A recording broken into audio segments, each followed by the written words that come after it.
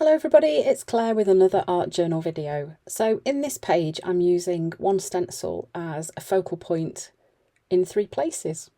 And I'm using the pensive face stencil. I'm sure you'll recognise it, one of Dina's stencils. So I'm starting off with heather.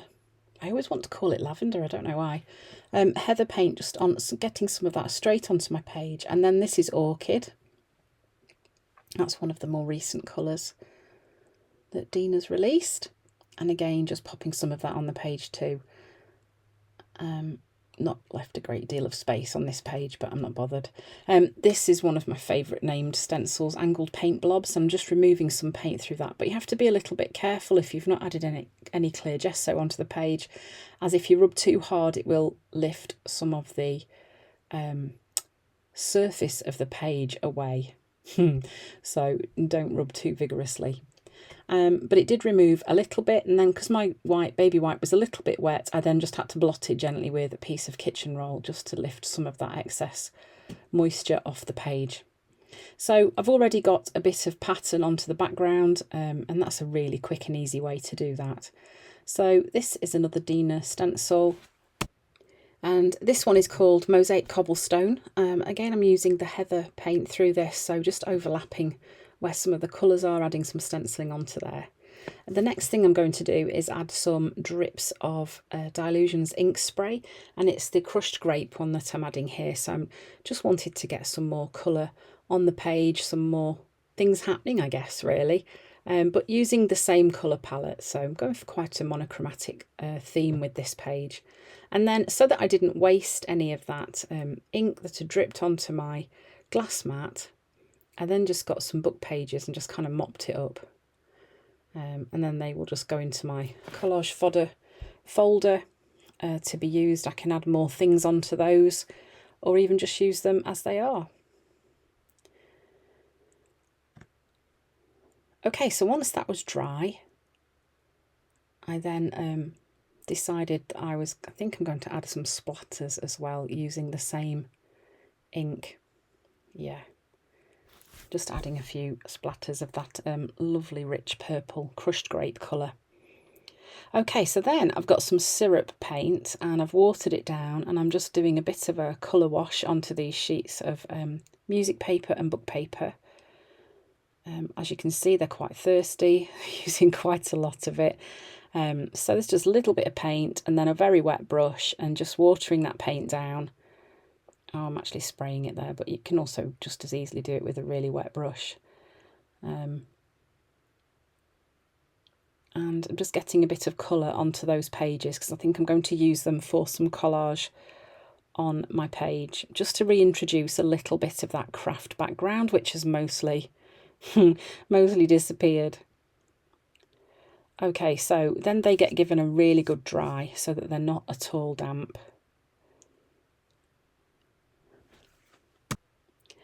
And then I'm just tearing some pieces out of there, and I'm going to be gluing those onto the page using a glue stick. So the reason I'm using a glue stick and not gel medium or matte medium is because the Dylusions ink sprays are not permanent and they will reactivate with water or any wet medium. So the safest way to then get things glued on the page now is just to use the glue stick.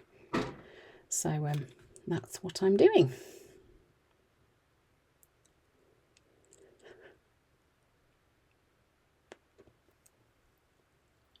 So the great thing about the syrup paint is that the colour is so close to the craft background colour that it's just great for if you feel that you've gone a bit crazy and not left enough craft background, or in inverted commas white space, then you can pop some back in.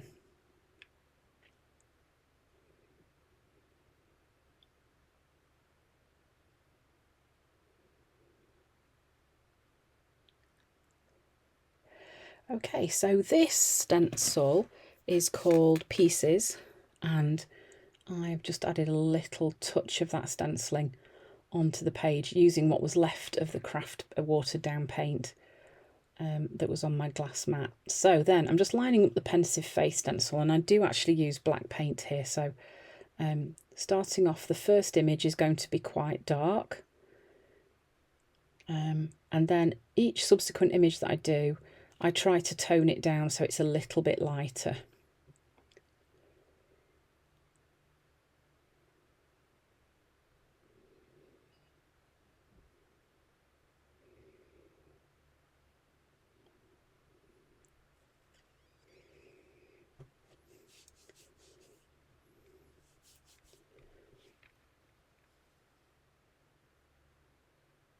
So then here I've used what was left on my sponge and just added a little bit of mineral into it just to make it a little bit lighter. Not a massive amount, just a little bit.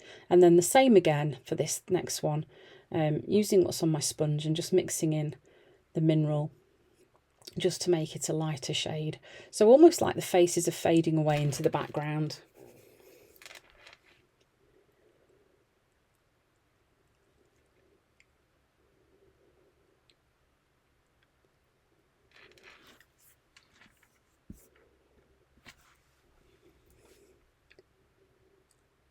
And then I decided it was still too dark, so I went in again and tried to lighten it a little bit more.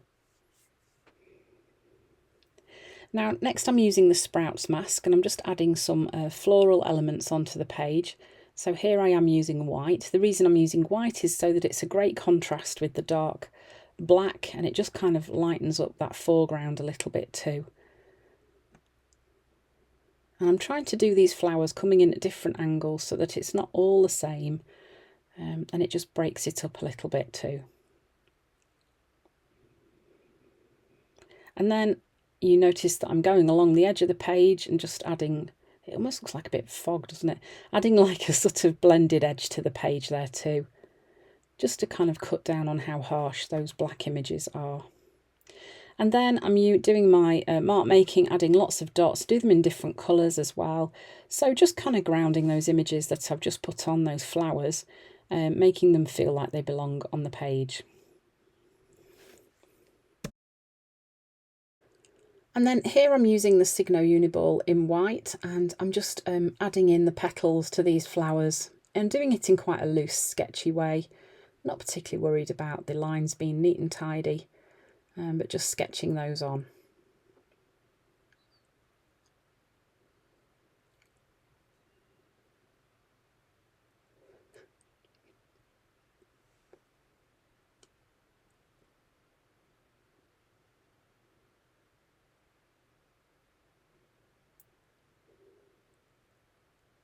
And then I decided that I was going to add some leaves as well. So I'm just kind of loose, freehand drawing those in.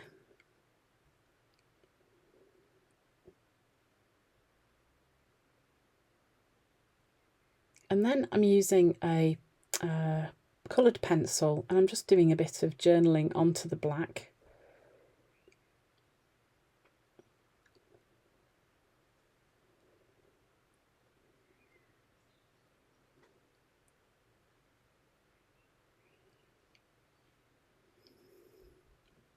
And I'm sticking with the colours that I'm using for this little bit of journaling, are the same sort of colour palette that I've used.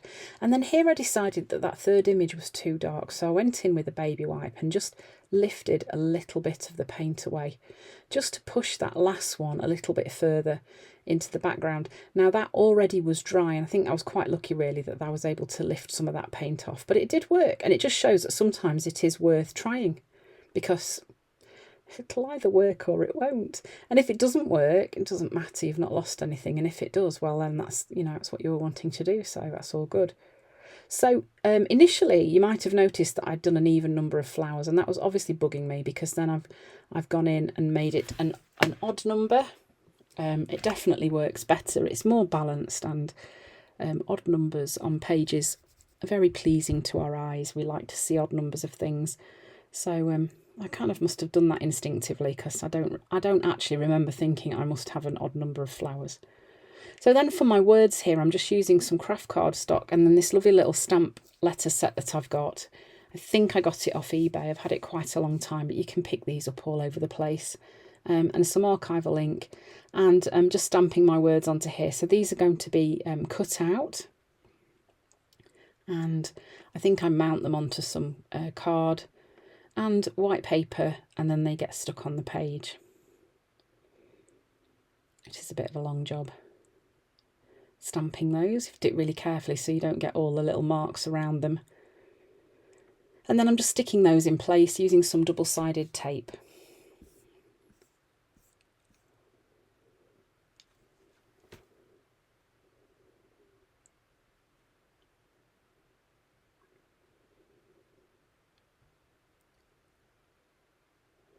Lost myself, please return if found. At that time in my life where some days I do feel like I've lost myself. Yeah, I think that's what this page was inspired by. And then some more mark making just around that quote. But this time I'm using the Signo Uniball on its own. They create lovely fine dots. I do love the way that that looks. And that is pretty much it for this page. So a really easy way to create a layered look, but using, I know I've used a couple of stencils in the background and then the flowers, but just that one pensive face for the focal point. So I hope you've enjoyed watching me doing that, and I hope to see you again soon.